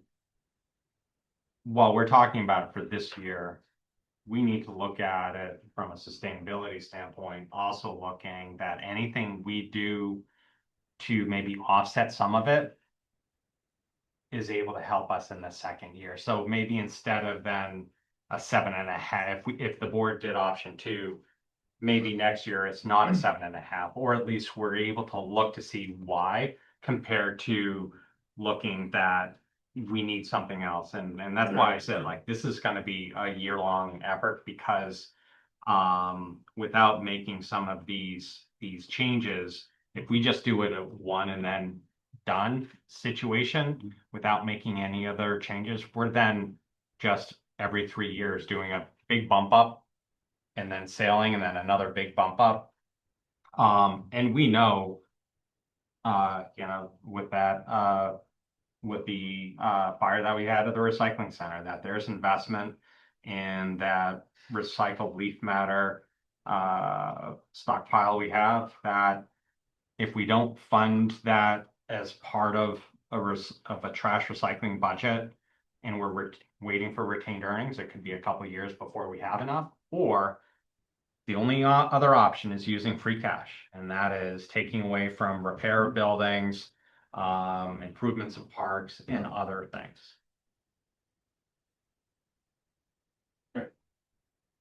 Do I have a motion on one of the? I don't like to do it at all, but I look at the numbers. And we need to be funded, and I'd make a motion on rate option 1. That we go with rate option 1. Been doing the math here. It's not that much more dollar wise, and no 7.5 to 12.5. But we get there a lot faster with the 12.5% than we do with the 7.5%. And we're in a tough situation, so. I think we have one of the chief. Yeah. Looking at the senior one family, they get a recycling and a trash, right? 53.16 at the new rate, 12.5% the first year. Yeah. A senior 2 family gets 2 trash and 1 recycling. Why don't we just charge a senior 2 family $106.32? It's cheaper than $137. And when you go to the three senior families, they're gonna go to $291, where if you did it as a single family, it would be $161.48. And then when you get to the 4 senior families, they're going up to $306, when the actual number, if there were 4 single family seniors, it would be $212.64. The math doesn't make sense to me. If they were all senior citizens, they would all get the discount. They're not But all if they're senior not all citizens. senior citizens, so if it's a senior citizen who owns the property, but they're renting out to Okay. other families who are not senior citizens, that's So why the you increase. have to take Anybody who one is a family, senior citizen. center, a senior, Yeah. and everybody else is under 65. Yeah. Or 55, whatever Yes, number you're using. That's it. yes. Okay. So as long, if you're a senior, it doesn't matter, you're getting, So if you get 2 seniors apartments, they'll both get the senior rates, that you get 2 seniors, correct? okay. Um, Who checks out everybody's age every year to see who qualifies? He sends birthday cards to everyone. But, also just wanna, for everyone, just the numbers that we're dealing with when we're looking at the S2, S3. That's only 65 for the S2 and 3 people for the S3. Roland, you had a. Yeah, so I appreciate all the discussion, and I think that everybody's kind of looking at bits and pieces, and that's kind of what I see as bits and pieces. I think there's a couple of things. I asked this question last time that in the meeting is, where did the 20% come from? Or I'm gonna call it contingency. Because I don't know where that number comes from. And somebody said, well, it's an industry standard, and I said, well, okay, whose industry and where did it come from? The other thing is that in terms of the rate increase, I think you gotta bite the bullet. I agree with Don, it's gotta be the 12.5. Frankly, I think the second year's gotta be 7.5. I think you're kidding yourself because you're not getting anywhere near the 20%. If 20% is really important to you, then at some point you got that. Now, after you do all your additional studies, maybe in the later years, instead of being 5.5 or 7.5 or whatever it is, you can cut that back. But at some point, if the contingency has really gotta be 20%, you gotta get there. Because nothing's going down. So and I hate to say, We all do. I don't wanna spend money like I'm a drunken sailor or anything, but I look at these things and I've done enough of this crap in my life that it's like, if you don't head this off now, in 2 years, you're gonna be saying, why the hell didn't we do it right the first time? I just don't like robbing Peter to pay Paul year over year over year. Now, one of the other things is, I got a feeling there's a lot more rate increases coming that we don't know about yet. If I had a bet, I'd say there's gonna be a water increase, and there's probably gonna be a sewer increase. And I don't know that for a fact, but we gotta get kind of grips on this, because that will be, to go to Kim's or Miss O'Neill's question, that's gonna be the real issue, is that you can hit me once with a rate increase, you can hit me twice with a rate increase, but if they keep coming in, it's death by 1,000 cuts. And somebody's gonna make a change. We have a motion for 12 and a half. For FY 27, I didn't, in my motion, didn't say anything for 28 or after, so. That's fine. Do I have a second on that motion? I would second that. I think we need to fix this and then evaluate this coming year. Is that an acceptable? Okay, I'm only looking for FY 27. Yeah. Okay. All right, roll call. Cody, aye. Mike, aye. Don, I. No. Mrs. Altamonte. Jen, I. Well, one. With a heavy heart, I must say, seriously, but I know we have to do, we all have bills. I would have gone with the 7.5 for this year to see how much we were gonna get for rate increases from these other properties, the multi-properties. I think that there's a lot of multi-families out there who are getting the discounts, and now they're gonna see that they're not getting those discount loopholes. And I know you just said that there's not that many seniors, and that's all well and good, but there are a lot of apartment buildings and duplexes in Bellingham, and I think you're gonna see a big increase just by getting rid of the loophole, never mind doing a 7.5 or even more, a 12.5. That's it, I understand your point there. And I just wondered unintended consequences as an example, because Mrs. Altamonte brought the point last week, and Ms. O'Neill said the same thing about the bags. Do you think that maybe these multifamilies will go down to like one barrel and buy more yellow bags? I think we have to wait and see. I think we're gonna. Yeah, I'm just forecasting what possible unintended consequence that might, and if that happens, then maybe we do raise the bags. Well, there's Right. still, multifamilies are still gonna have to pay. If they're a two-family housing unit, they have to pay the two-family. They can't go down to a one-family No. and just buy more Can't. trash bags. Right. No, and if I may, Okay. Mr. Chair, the difference would be the recycling bin. Yeah. So they wouldn't just blanketly get the same number of recycling bins as trash bins. They could pay for the additional ones. Well, the number on here for the multifamilies, those include the extra recycling bins. Those include. Now, correct. Now they won't. Correct. They don't have to take all those bins though. So you are correct though in saying, Like a We- two-family will get 2 and 2, but a senior will not get 2 and 2. but their fee is gonna be reflected upon that as well. So that increase is gonna also show that they're now paying appropriately for those recycling bins. And in turn, we may see them say, you know what, we're gonna send back one or more of my recycling bins because we don't use them to the full extent. And that's completely up to them, but in terms of revenue, this isn't gonna help us or hurt us for that matter. Because we're just not gonna, if they're returning their bins, they're not paying the revenue, it's not helping our deficit situation. So in turn, I think Don might have brought it up, we may see an increase in bags. And at that point, we may need to, well, we will certainly need to include that in our rate analysis on areas that we need to increase. But this is certainly gonna be a multi-year approach. I think for my own purposes, as a department head, I can see, we are bare bones minimum on what we provide for services. Anybody that goes to the recycling center, for example, on a weekend, will see that we are completely reliant upon senior tax work-off program individuals, which is fantastic. It's a great program. However, we have almost nobody that's there actually staffed on the town side. There's a lot of areas for improvement. I think this is just the tip of the iceberg. So I think we made the right decision tonight with the increase. It's heading in the right direction, but there's more work that is needed. And my concern is with increasing the mattress, increasing fees in the TVs, increasing the metal. We are already seeing it, certain people throwing stuff on the side of the road in town.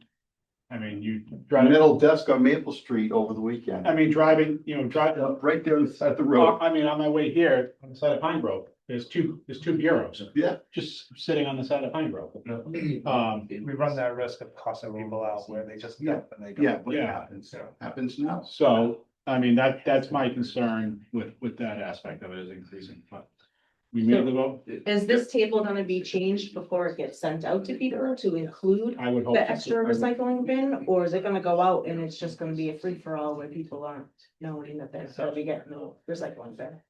Jesse? Sorry, you may be more appropriate answering, Kim's email. I mean,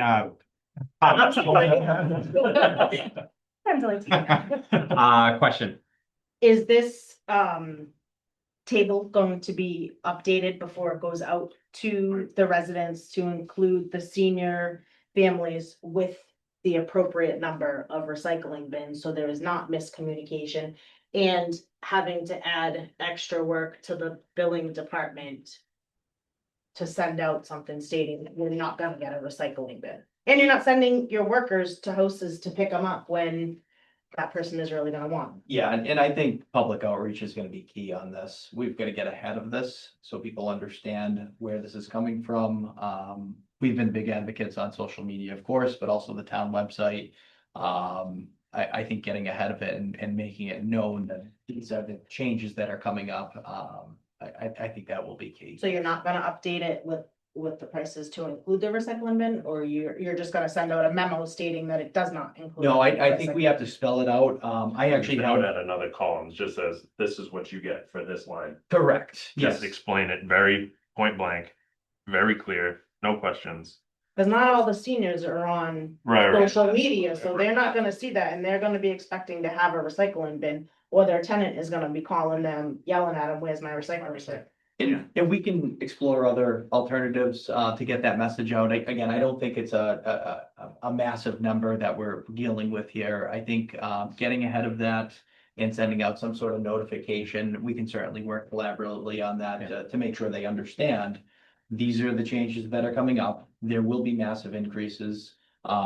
If they decide to make changes on their end, they'd have an opportunity to do so. But yes, I agree.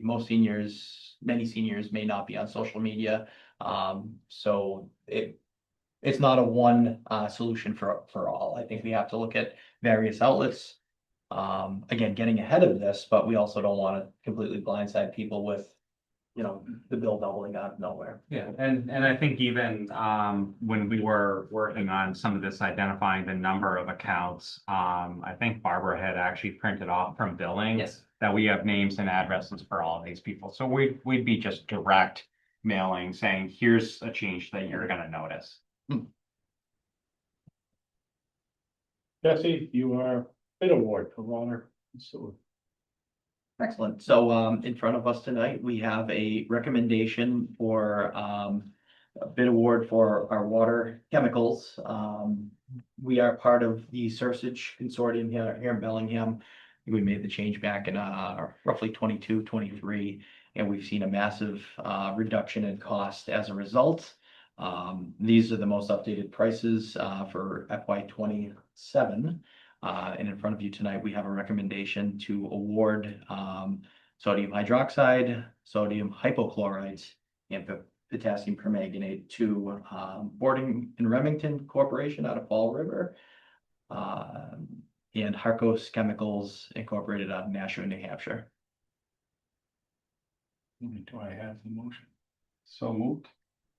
Second. Roll call. What do you got? Mike, aye. Don, I. Jen, I. Michael. Thank you. Cody, do you want to do the statements? Yeah, do you want to read them all individually? No, I think we can just do them all.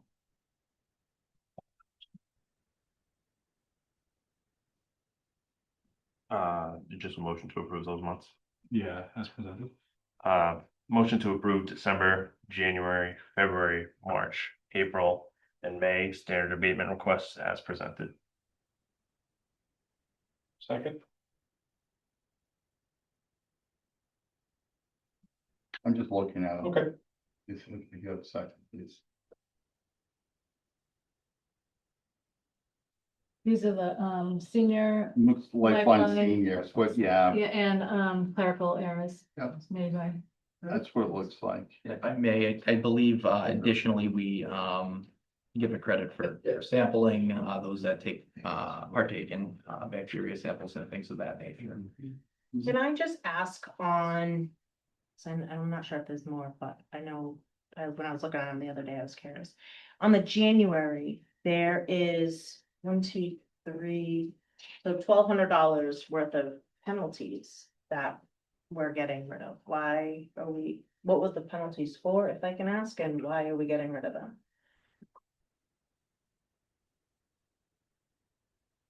These penalties are generally associated with estimated reads. So what we see here is a compilation of the $200 would be the first estimate, followed by the 400 for the second, followed by the third of 600, combining to make $1,200 there. So you overcharged them $1,200? Yeah, it appears that there was an issue with, and it is part of our water rules and regulations. We do identify in the event that there are estimated reads, if DPW is unable to get into the property and address the situation, we do have the ability to penalize the resident for these estimated reads. So this here would account for that, and as a result, we saw that property being addressed. We replaced the device and made the corrections as necessary. So Kim, like in the first year, it's in the rules and regulations, they charge those penalties. But if you let them come in and change your meter within that first year of the penalties, then they waive the penalty. That's correct, right? That is correct, yes. Thank you, Hillary. That was that broken meter, right? That was that ongoing broken meter issue we had? Yes. Yeah, that was an example of one, yeah. Do we have a second on Cody's motion? Second, Jen. Oh, go ahead, Jen has it. Roll call. Cody, aye. Mike, aye. Kim, I. Don, I. Jen, I. 5-0. Do you want to figure out grants? 15 grants.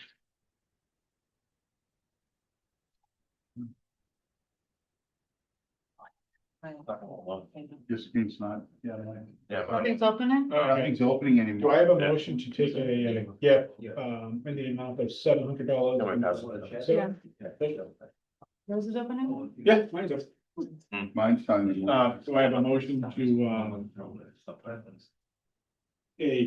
in the amount of $700, $754.62 from the city of Laurel, the Cintas Settlement Fund, deposited into the general fund. Second, Oh, the Cintas, that was the settlement. Okay. Cintas, DPW and COA received these settlements, Okay, so they have to be deposited into the general fund. all right. And so I got a second from Don. Roll call. What do you got? Mike, aye. Kim, I. Don, I. Jen, I. 5-0.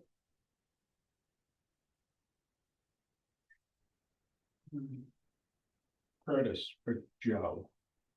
Is that Joe or is that Hillary? So before the board is local regulatory and use agreement. Basically, this is a document that is co-signed with the developer of the Curtis, as well as Executive Office of Housing and Livable Communities, so that we can count the affordable units towards our subsidized housing inventory. So for the motion, we're just looking for the board to authorize the chair to sign. I believe. Yes. So moved. Second. Roll call. Cody, aye. Mike, aye. Don, I. Jen, I. 5-0. Do I have a motion to approve, to vote and approve on the June 15th, 2026 and June 22nd, 2026 meeting minutes? I make motion to approve the June 15th, 2026 minutes and the 6/22/26. Since I wasn't in on that call, the 22nd, can I still make a motion? I thought I could, Yeah. okay, for both meetings. Second. Roll call. Cody, aye. Mike, aye. Am I? Don, I. Jen, I. 5-0. Anything for old business? Anything for new business? Mr. Chair, there's a couple of gentlemen sitting in the back that are here. You here just to listen in, or did you have anything you wanted to add to the meeting? Just listening, Marty. Okay, great. Thank you. Thank you for coming. Joe. Okay.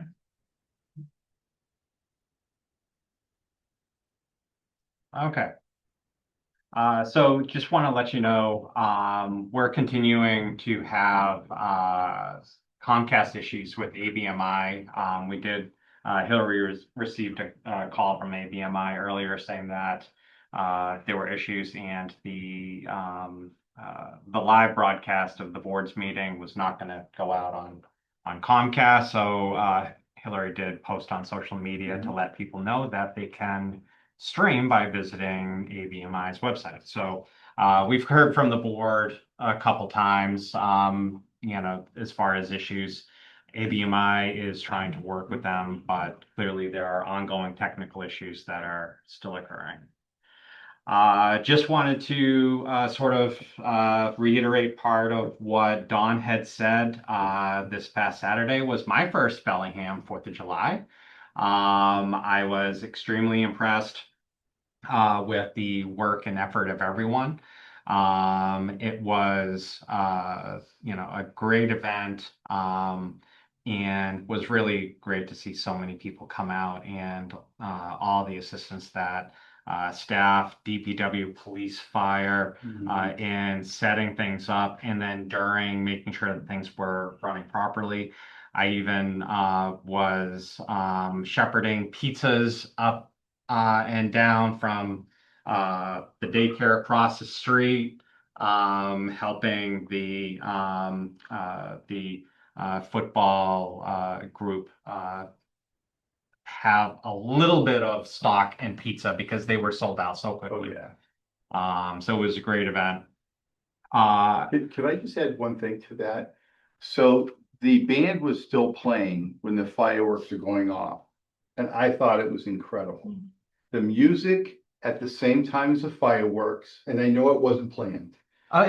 It partly was. Maybe partly, well, then hats off to the planning, because I've had a number of individuals say, wow, that was awesome. I wish they do that every year, but through the entire Same. fireworks. Did you hear the same thing? No, I loved how the music was playing, and then they stopped and the fireworks were still going, which was fine, but that was nice when the music was playing. So at least what I was told was that there would be first a test boom with one going off, and then that was the note to the band that fireworks are going to start in 5 minutes. Yeah. I got the radio call from Chief Miller that the vendor wanted to beat the rain, so they were starting early. So I'm running up to to Chris, Yeah, remember, say they're gonna start in 5 minutes. And sure enough, they started. So he was able to get to the band, say, let's sort of move things along. This is what's happening. But along the way, the communication from staff, police, Yeah. fire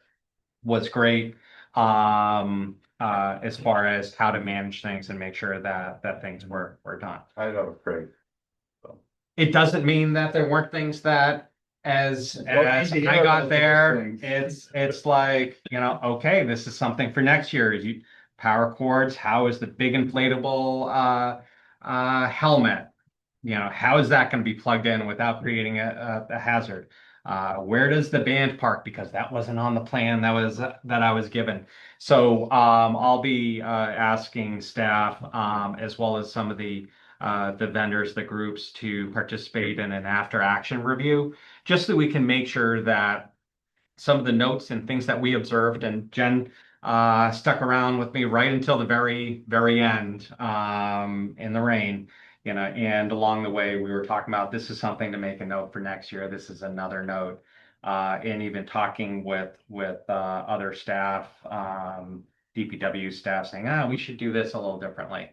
So while I was shoveling pieces back and forth, I was also taking notes for things that we can improve for next year. Also, one of the things, just want to acknowledge for some of the residents who saw this on social media, there were complaints that the Silver Lake beach was closed at 4 on July 4th. I think this is an opportunity more than anything to communicate and set expectations up front, because while it is on the website, with the hours and it says on July 4th, it closes at 4. I think there is an opportunity for people visiting. They may not know to check the website or where on the website, for us to communicate more effectively, setting the expectation, since this is the first time since 2020 that the 4th of July fell on a Saturday. Next year, it's on a Sunday. If it's a nice day, people are out there. It's one thing if it's during the middle of the week and people are working and then trying to figure things out, or at least maybe have other obligations. But this is an opportunity for us to just communicate a little bit better. So while it is posted on the website, do acknowledge that we can do better at communicating and setting proper expectations. Some other things that have been working on, back in October of 2024, the board had been working with Dennis and East Coast Renewable Energy on car charging locations. That sort of got put on hold for a little bit. I'm working with the vendor to finalize locations. They're going to be revising some of those plans to come in to the board to have the board revote. This is the whole intention here was, providing a service, generating some revenue, but most importantly, that it would all be at no cost to the town. So I'm continuing that effort that Dennis had started. Social media, you may have seen that the final treatment at Silver Lake and Jenks Reservoir is occurring on July 15th. While there's no restrictions for boating, fishing, swimming, drinking, or cooking, there will be a restriction, and I'll correct that before I publish it. So it's not Silver Lake, it's Silver Lake, from using that water for irrigation until August 14th for Silver Lake and July 21st for Jenks. DPW did publish the 2025 Bellingham Water Quality Report. This is available on the town's website. This does have, for anyone that really is into the science of drinking water, the state as well as the town test and require testing for various components naturally occurring, but then also other pollutants for certain levels that then we need to treat or make sure that we are at suitable levels. So take a look at the report, you'll see where we are on that. Upcoming event, Household Hazardous Waste Day is Saturday, July 25th. That is going to be from 9 a.m. to 1 p.m. at Bellingham Memorial School. Also, we have a shred event on Saturday, August 1st from 9 to 12 here at the Municipal Center. We do have information on the website as far as materials that we cannot shred, but bring your magazines, paper, manila folders, and even paper clips, staples, and binders to the Municipal Center. Just an update as far as what we're working on with health insurance. I met with union leadership along with school administration and Chris on June 17th for kickoff discussions about identifying opportunities to reduce health insurance costs. Everyone acknowledged that we do have work ahead of us and that we will be continuing to communicate over the summer and talk about proposals to bring forward. June 24th, we met with Gallagher to review stop loss insurance bid results and review medical claims. When we do budgeting, we're given guidance as far as what to sort of budget for, hoping it's here and then it comes in under. We budgeted 25% increase for the stop loss. It came in at 21.6, so at least we're below. But that is an expensive insurance policy for us, but it does save the town a considerable amount of money if we did not have that. We also reviewed claims, and right now we're trending negative 2.5 below, so it's good news, below the FY26 projections that Gallagher had put together. And we are scheduling meetings with Abacus. They're the diabetes program managers, as well as Canna RX. They're our prescription saving program managers, looking at ways to make sure that our employees and their family members are aware of these programs so that we can utilize them more. Canna RX specifically, we're looking at increasing participation because some of our biggest cost drivers are on the prescription side. Separately, I've asked Gallagher, and it will probably be for the August meeting, once we get the June numbers come in, to have them come in front of the board, talk about the year in review, what they do, what are some of the concerns. My understanding is they've done it before. I don't know when they last came in front of the board, but did put them on notice to let's prepare for an August meeting with the select board so that we can sort of talk about their service and health insurance in general. We also met with Camoin Associates, signed a contract following the board's authorization for the District Improvement Financing Program. So we met last week to review parcels to include in the district and also pull together the requested data that they need to start doing the analysis. We have standing meetings every 2 weeks with them. Our next meeting is this coming Wednesday. Also, for our seniors, people with disabilities, as well as veterans, applications for FY27 property tax personal exemptions are live. We have this information on the website. Each of these links is a summary for those specific exemptions. For people that qualify for FY26, they will receive this automatically in the mail. Anyone that maybe is newly a senior can contact the assessor's office via email or phone for more information, or if you did not take advantage of these exemptions previously. Staffing update. Our HR director, Caroline LaCroix, has resigned effective July 2nd. Sorry, Jesse, I was thinking you weren't going to be here.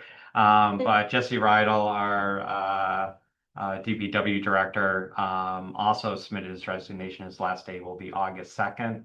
When we come up to the July 20th select board meeting, I'll be giving an update on staffing for the finance department following the town meeting article approval.